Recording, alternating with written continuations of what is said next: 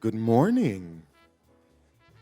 It's good to see all of these dancing kings and queens and anybody out here and up here this morning. I'm so excited to see you.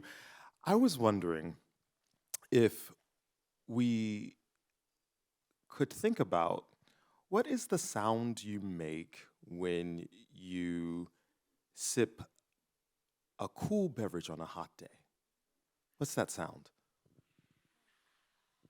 What about when you walk back to your car and you see a parking ticket?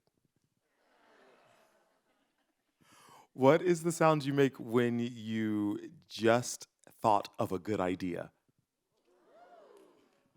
What about when you stub your toe?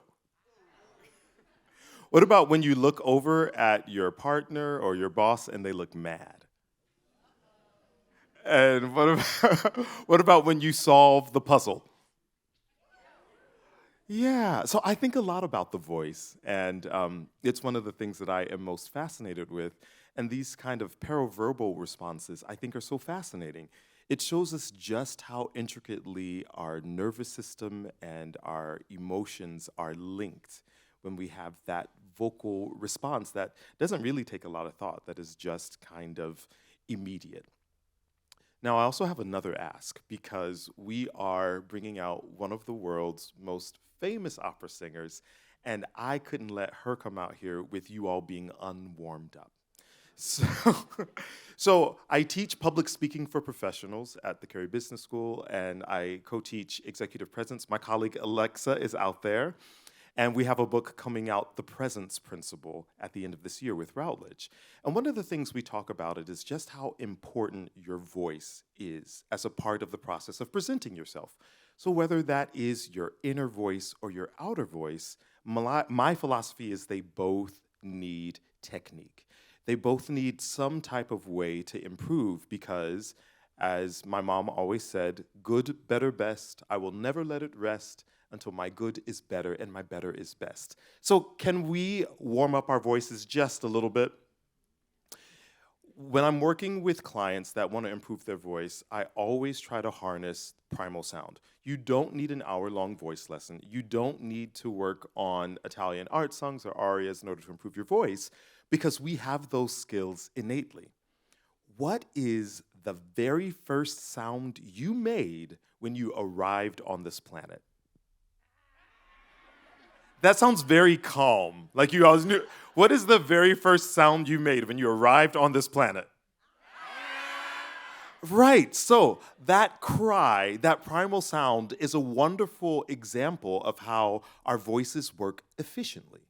We're using the muscles of the abdominal wall and the torso. We are activating our pharyngeal space by sealing the velum at the top. We could get technical, but we don't have to, right? We can just use that cry to find, oh, I've got this great sound in there. And our voices are such an important part of our legacy. And there's so many different things that start to chip away at our voices and how free they feel. And I find that just going back to that primal sound really helps. Now, imagine you are hanging out with all of your best friends from college or high school, and you guys are just laughing the night away. What does that sound like? Yeah, yeah, okay. What if these are your really, really, really good friends and you can really let your hair down? So this is another way that we find that the voice works very efficiently and effectively. From the technical side, we're activating what's called the tracheal pull. So when the larynx descend, everybody take one finger, put it on your little Adam's apple, and take a deep breath.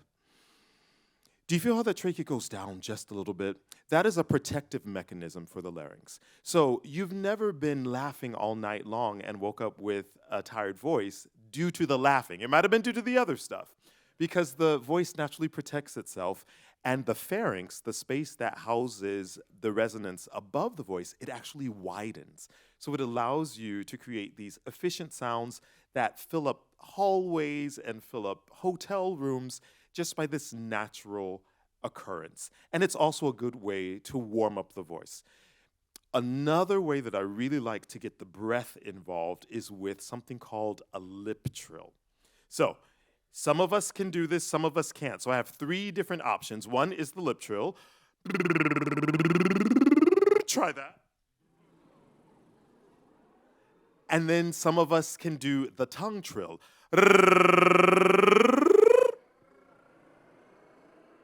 Now, I got to tell you a story. When I was doing my master's at Indiana, my teacher was this expert in Italian, Marco Arnaudo. But there is a genetic component to rolling your R's. So some people cannot roll their R's. And here was this Italian professor with this gorgeous name that could not roll his R's.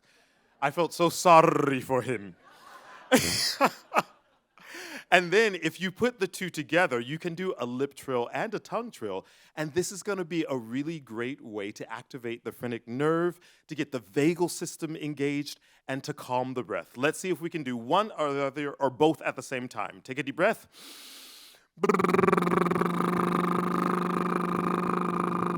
And extra points if you can explore your entire inflection. So I'm going to start over here, and you move your voice as high or as low as my finger goes. Here we go.